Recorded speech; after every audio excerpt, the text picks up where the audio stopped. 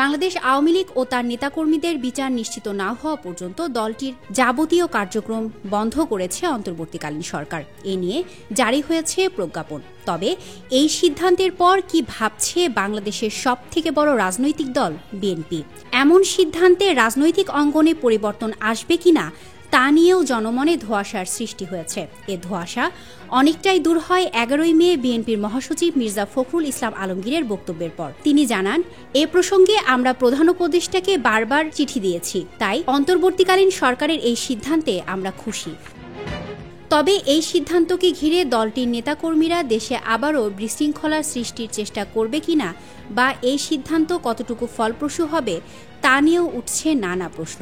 কেননা জুলাই আন্দোলনে গণহত্যাকারীদের বিচার এখনও পুরোপুরিভাবে নিশ্চিত হয়নি। এ প্রসঙ্গে বিএনপির কেন্দ্রীয় নির্বাহী সদস্য আলী আসগর তালুকদার হেনা জানান, সরকারের এমন সিদ্ধান্তকে সাধুবাদ জানান তিনি। তবে নিষিদ্ধ হতে আইনগত প্রক্রিয়া হলে মানুষের মাঝে সে সিদ্ধান্ত প্রশ্নবিদ্ধ হবে না।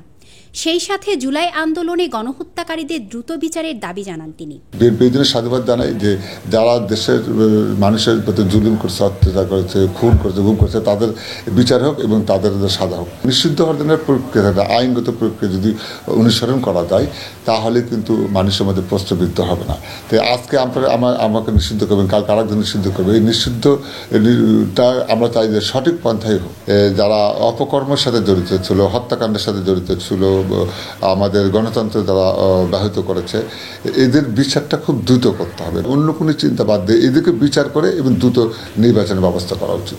একই সাথে দেরিতে হলেও আওয়ামী লীগের কার্যক্রম নিষিদ্ধ হওয়ায় খুশি বলে জানান বগুড়া জেলা বিএনপির সাবেক সভাপতি ও বিএনপির কেন্দ্রীয় নির্বাহী কমিটির সদস্য ভিপি সাইফুল ইসলাম। দেরিতে হলেও স্বৈরাচারী দলের কার্যক্রম নিষিদ্ধ করেছে, এই জন্য আমরা খুশি।